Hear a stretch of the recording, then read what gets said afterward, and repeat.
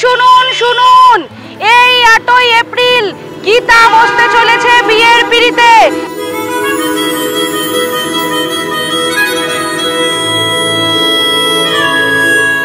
তবে বিয়েটা হবে কিনা সেটা জানার জন্য এই মহা সোমবারে টান টান 30 মিনিটের যে দারুণ পর্ব হতে চলেছে, অর্থাৎ গীতা এলএলবি হতে চলেছে, সেখানে চোখ রাখতে হবে।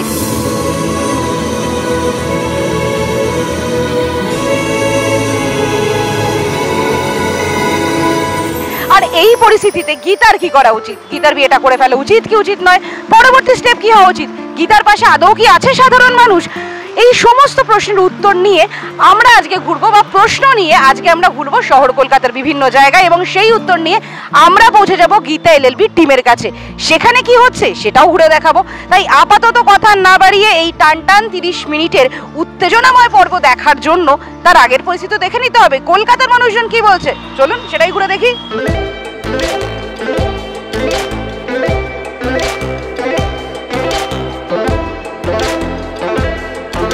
কোটে আমার মুখ চলে, বাইরে হাত, নাম গীতা এলএলবি।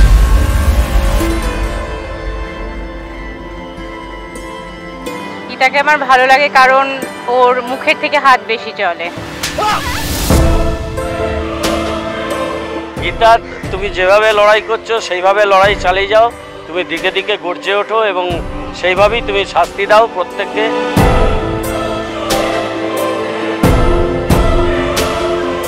যত অপশন তত বেশি কনফিউশন। গীতা, তুমি স্বস্তিককে বিয়ে করো, আমরা তোমার সাথে আছি, বাকি প্রবলেম আমরা বুঝে নেব। গীতা, তুমি স্বস্তিককে বিয়ে করো, তুমি স্বস্তিককে বিয়ে করো। স্বস্তিক তোমাকে তো ভালোই বাসে। স্বস্তিকের মতো বড় ভাগ্যের ব্যাপার, তাই তুমি বিয়েটা করে নাও।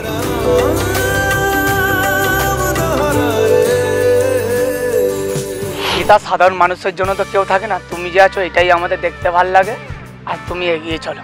একটা মেয়েকে রাস্তায় তাড়া করা, তাকে অনুসরণ করা।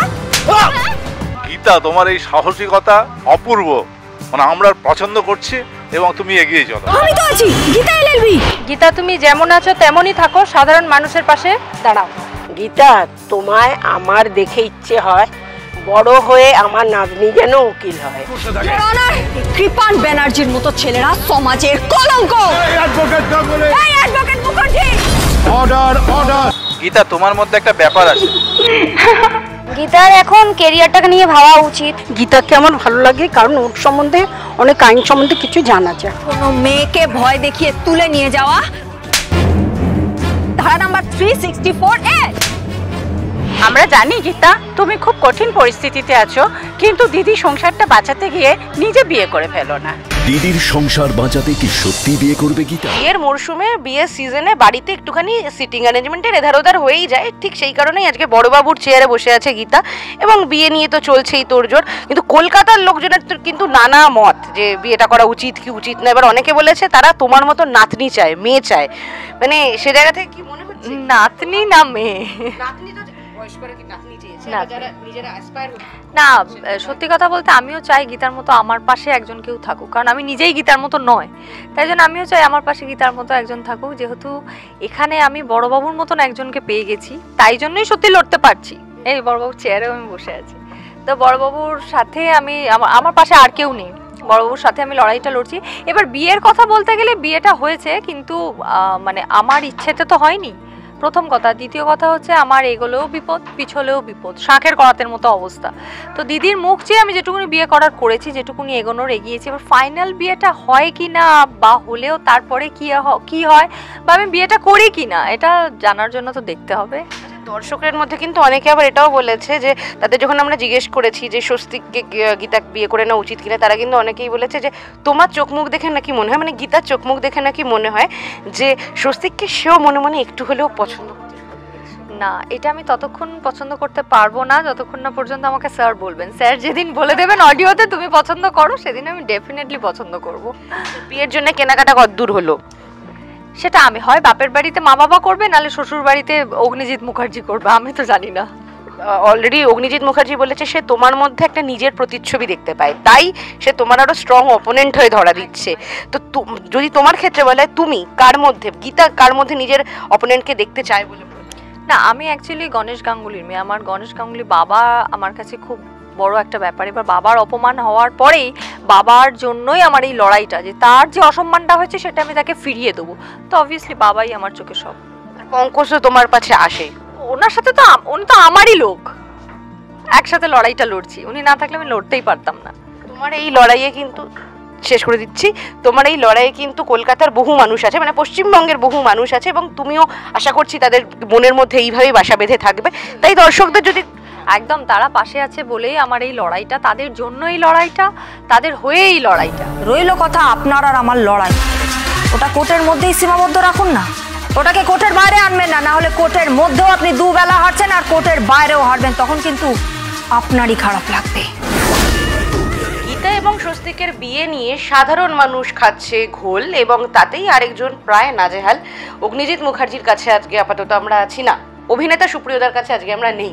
তো অগ্নিজিৎ মুখার্জির কি মনে হয় যে বিয়ের তো সমস্ত বন্দোবস্ত চলছে, এবং বিয়ে নিয়ে সেই দেখতে পাচ্ছি নানা কনফিউশন তোমাদের মধ্যে অ্যাপিয়ার করেছে, কি মনে হচ্ছে কি হবে এই টান 30 মিনিটে মহাসোমবারে?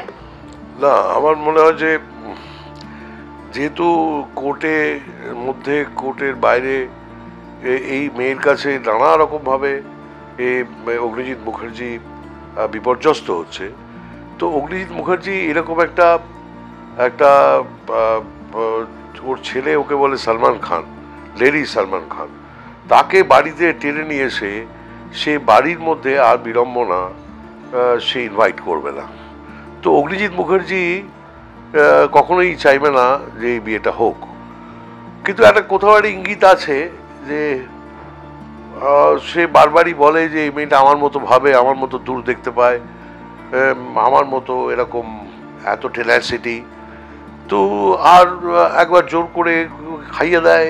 এইসব কতগুলো জায়গায় আবার সূত্র ছেড়েও যায়। সেটা অগ্নিজিৎ মুখার্জির এই মুহূর্তের যে মানসিকতা, সেটা হচ্ছে না না কখনোই যেন বিয়েটা না হয়, এর সঙ্গে কাব্যার সঙ্গে যেন বিয়েটা হয়। কিন্তু পরবর্তী সময় কি হবে সেটা অগ্নিজিৎ মুখার্জি এই মুহূর্তে সেটা বলা অগ্নিজিৎ মুখার্জির পক্ষে একটু ডিফিকাল্ট।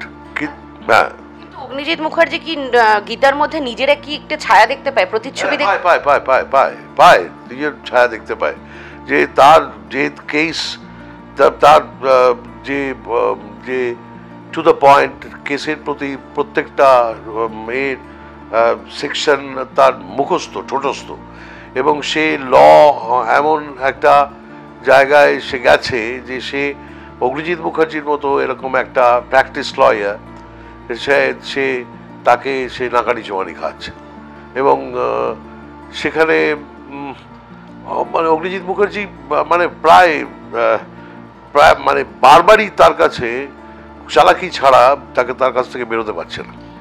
একটা জিনিস বলো তো, যার মধ্যে আমরা নিজের প্রতিচ্ছবি দেখতে পাই, যেহেতু আমরা প্রতিচ্ছবিটা তার মধ্যে দেখতে পাই, সেজন্যই আমাদের ভুলগুলো আমরা সে যাতে না করে সেটা মনের মধ্যে কনস্ট্যান্ট একটা প্যালপিটেশন চলতে থাকে। এইটা তো আমিও করেছিলাম এই সময়, এই ভুলটা যেন না করে। তো সেক্ষেত্রে গীতাকে কিভাবে মানে বাঁচাবে না কি করবে, যে ভুলটা দেখলে? সেটা একটু বলার ডিফিকাল্ট।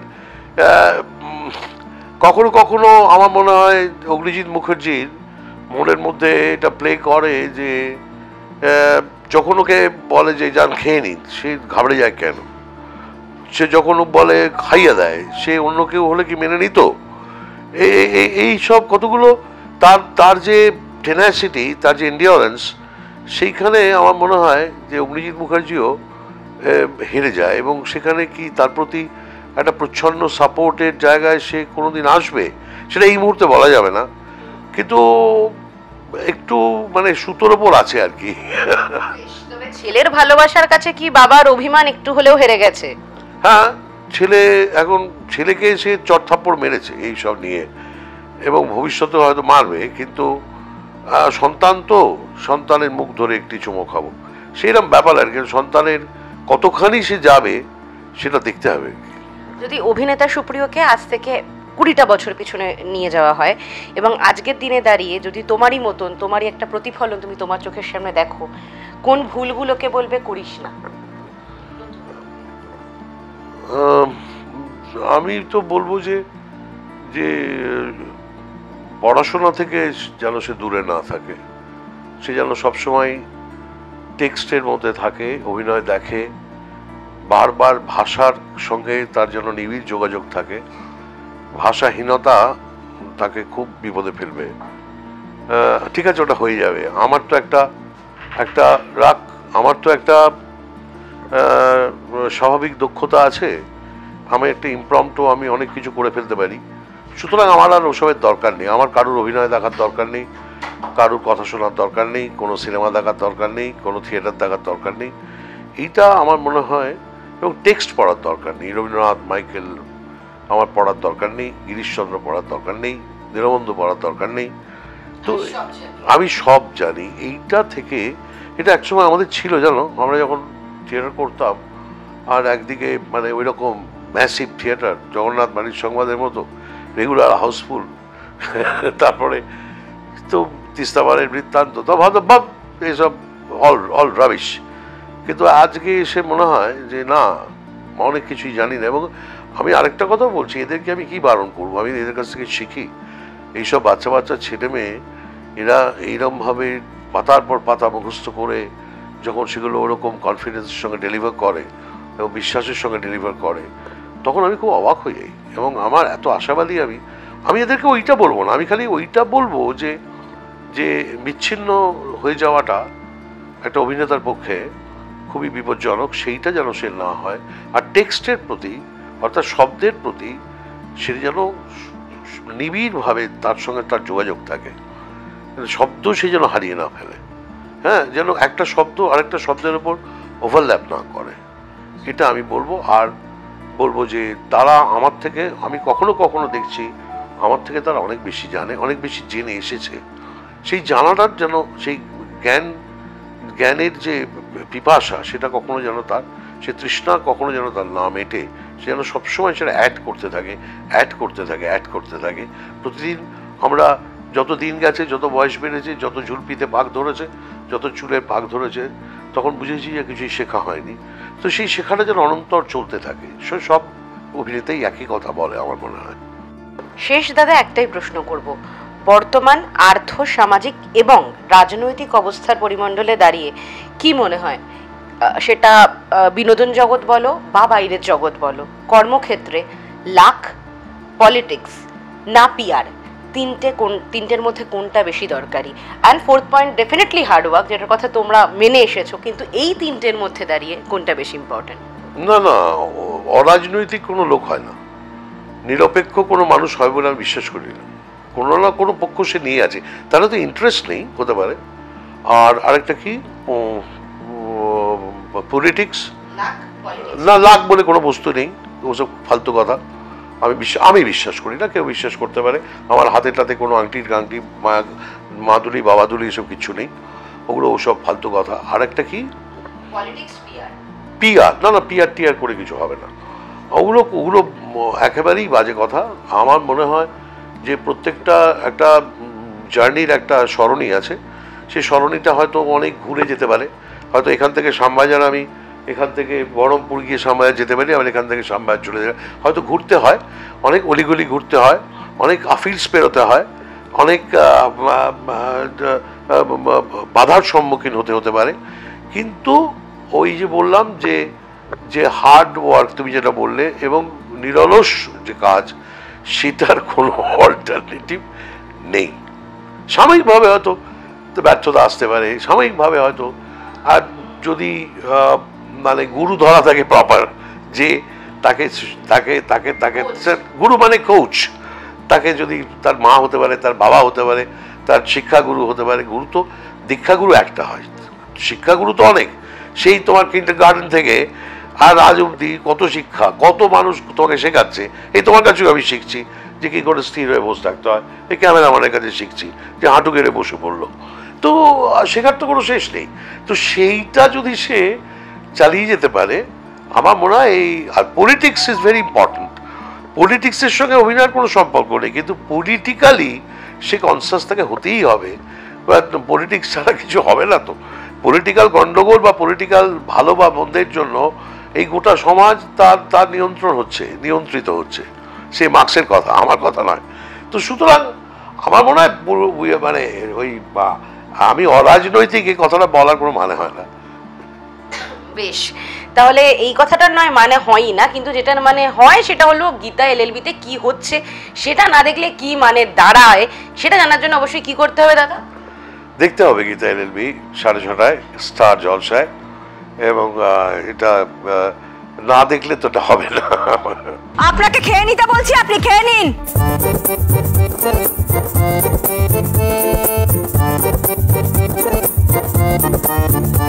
মহাসোমবার আসছে, স্বস্তিক আর গীতার বিয়ে নিয়ে তো তোড়জোড় শুরু হয়ে গেছে, এবং আমি যতটা পেরেছি বেনারসি শাড়ি কিনে নানান রকমের শপিং করে রেডি আছি, এবং আমি নিজে চাই, মানে জাগৃতি চায় যে স্বস্তিক আর গীতার বিয়েটা হোক, তাহলে অনেকগুলো প্রবলেম একসঙ্গে সলভ হয়। সে প্রবলেমগুলো আপনারা জানেন। আর আমি সিরিয়াসলি আমার এখনও মানে ঠিক গীতাকে বিশ্বাস হয় না যে গীতা কি করতে পারে, because she is very unpredictable. তো বসে আছি, আর স্বস্তিক, আমি জানি স্বস্তিকের ওপর এতটুকু ভরসা আছে, যদি বিয়েটা হয়ে যায়, ওফ থ্যাংক গড। কি দেখা যাক এবার। স্বস্তিকে বিবাহিত স্ত্রী নও, তুমি কিছুতেই স্বস্তিকের দেওয়া সিঁদুর নিজে সিঁড়িতে রাখাবে না। প্রথমেই মানে দর্শকদের নমস্কার জানাই। আপনারা সবাই দেখছেন গীতা এলএলবি। তো হ্যাঁ, দেখে ফেলেছেন অলরেডি প্রমোতে যে গীতার বিয়ে হচ্ছে, সেটুকু দেখা গেছে। তো এবার মানে আমি বলবো যে আপনারা তো জানেন যে আমি এখানে পঙ্কজ খাসনবী, মানে পাকে জন্মেছি, বাবা বলেছিল পাকে জন্মেছিস পঙ্কজ হয়ে উঠিস। তো একমাত্র আমি আছি গীতার পাশে যে সবসময় সৎ, মানে কোনো অন্যায় সহ্য করতে পারে না, যেটা গীতা পারে না সেটা আমিও পারি না। এবার গীতা আইনের ভাষায় বলে, আমি আমার ভাষায় বলি। তো আমি চাইছি, হ্যাঁ সে তো একটা মেয়ে, তারা প্রত্যেকটা মেয়েই তো একটা মানে স্বপ্ন দেখে, তার একটা বিয়ে হবে, সে শ্বশুর বাড়িতে যাবে, প্রত্যেকটা মেয়েই স্বপ্ন দেখে নারী, কারণ মেয়েরা জন্মেছেই পরের ঘরে যাওয়ার জন্য। তো সেক্ষেত্রে গীতা একটু থোড়াসা হাটকে আর কি, মানে ও ঠিক মানে মেনেও নিতে পারছে না, আবার যেতেও পারছে না, কারণ ও একটা জায়গায় দাঁড়িয়ে লড়াই চালিয়ে চেয়েছিল আর কি, যাতে ওর লেজুর কেউ না থাকে। আমি একা, মানে আমার সামনেও কেউ নেই, আমার পেছনেও কেউ নেই, যাকে মারবো আমি মারবো, কোর্টে দেখেছেন সেটা আপনারা, কোর্টে মুখ চলে আর বাইরে হাত। তো সেটা তো নয়, ওরও তো মানে একটা সুপ্ত বাসনা আছে, যে ওরও কোথাও মনে হচ্ছে যে হ্যাঁ হয়তো হলে ভালোই হবে, আবার খারাপও হতে পারে। তো কী হবে আমরাও জানি না। তো সেটা আপনারা আস্তে আস্তে আরও ইন্টারেস্ট বাড়বে, আপনারা দেখতে থাকুন। তো কিছু তো একটা ঘটবেই। তো পঙ্কজ খাসনবী হিসেবে আমি বলবো যে হোক না, বিয়ে হলেই তো সব নারী কিংবা সব মেয়েই তো আর একদম সংসার ধর্মে চলে যায় না, এই আজকে দুধ নেই, বাচ্চা নেই, এই নেই সেই নেই, বাজারহাট করে আনুন, সেটা নাও হতে পারে। ও ওর জায়গাতেই হয়তো থাকবে।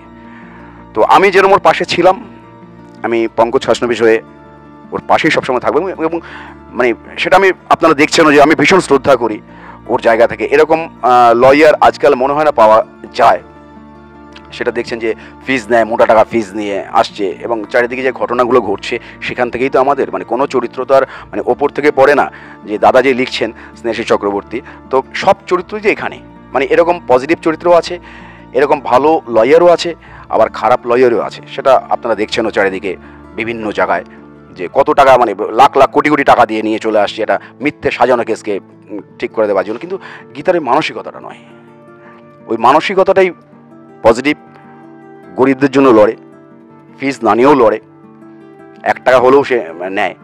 আর আমি সবসময় ওর পাশে আছি, সব সময়।